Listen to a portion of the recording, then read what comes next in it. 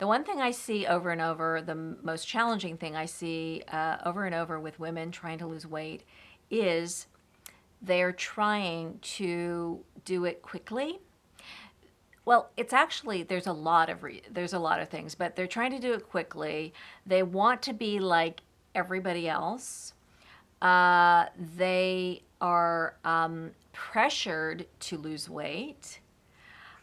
So that's the reason. Now the challenge is that they lose the weight with me. They'll do a skinny jeans weight loss program with me, or one of our other programs, and then all of a sudden they disappear, and they start letting some of those old habits creep in.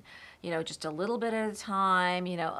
Giving themselves permission. Oh, I can have a little bit of bread. I can have a little bit of cake. I can have a little bit of ice cream. Well, that little bit turns into a daily thing, because some of these foods that they're introducing back into their diet are very addictive.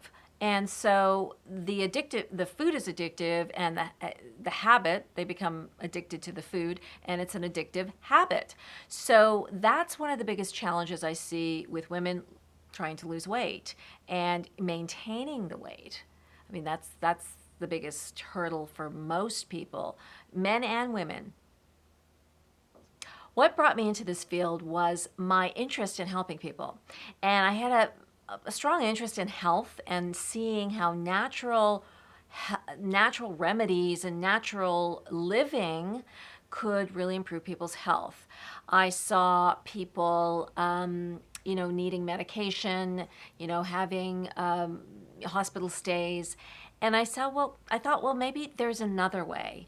My mother and father, they're European, and they really understood the value of real food, of, homegrown, garden fresh foods. And so I grew up with, this huge garden in my backyard, and, being exposed and nourishing my body and mind with this incredible food. I didn't appreciate it so much when I was growing up, but I certainly appreciate it now. And certainly when I went and studied nutrition, I began to realize how, herbs can be healing, plants can be healing, all of these things, just being out in the fresh air can be healing, walking, exercise. This is all part of healthy living. What makes my weight loss program different from everybody else's programs or products or plans?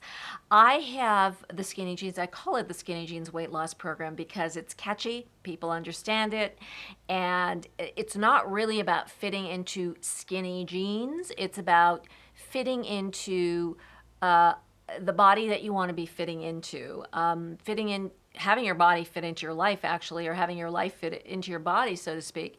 But it's a metaphor. Skinny jeans is a metaphor for, fitting into a size that you might have been a while ago and fitting into it now and fitting into it again. You have those pants or that dress or some favorite clothing item that you have in the back of your closet, and it's your someday pile, so to speak. And so this doesn't have to be someday. It can be today. It can be next week.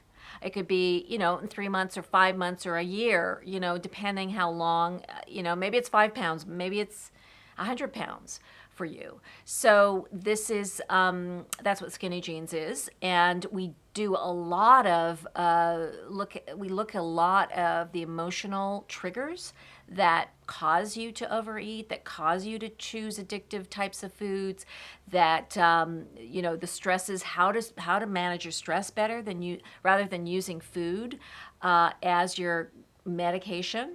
So you learn about food, you learn about yourself, you learn about the triggers that you have, not only within you, but in your environment, your food triggers, your emotional triggers. You learn about food as well. You learn about what constitutes healthy foods. You learn the difference between a healthy carbohydrate. You learn what a carbohydrate is, first of all, what a protein is, what a fat is. A lot of my clients do know that, or some clients don't. So there's a lot of education going on, a lot of awareness, and a lot of nurturing. I've been a clinical nutritionist for quite a while, and I think my mission has changed. I started off very food focused and, healthy diet focused, and certainly exercise was part of it, and supplements. I'm a big fan of supplements because I don't think that most people get all the nutrients they can and should have in their daily diet.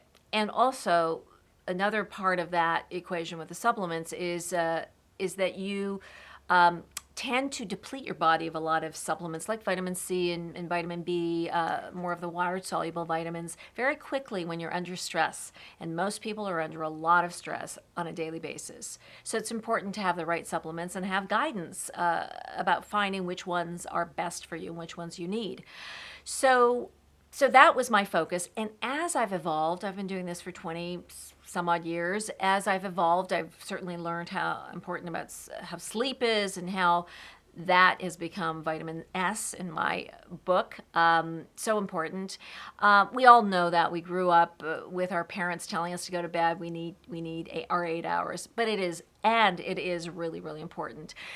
So I've become more holistic in my practice and my approach, looking more at how people eat and how the emotions trigger a lot of people's food choices and lifestyle choices. So that's become a very big part of my practice, really a holistic approach to health.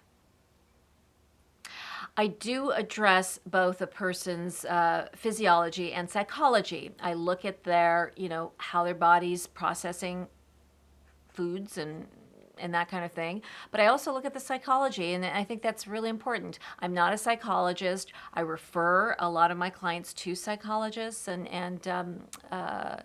therapists. However, I do some counseling certainly in my work, in my sessions, because it's kind of all encompassing. Food is somewhat all encompassing. I find that people enjoy talking about their diet as they're in a program. Maybe not so much in the beginning because they feel guilty or embarrassed, or they're not happy with how they've been eating. But as they go forward in their program with me, they just get a delight about like what they've eaten. Even when sometimes they'll come into my office, or I do phone consultations as well, they'll tell me, well, I was bad, I cheated. I don't like my clients to use those words, bad or cheated. It's never that. It's always a food experiment. Well, I tested this, I was triggered by this. So it becomes an education. You learn from that. And hopefully every time you do it, you learn more, and hopefully that behavior will diminish and maybe disappear down the road.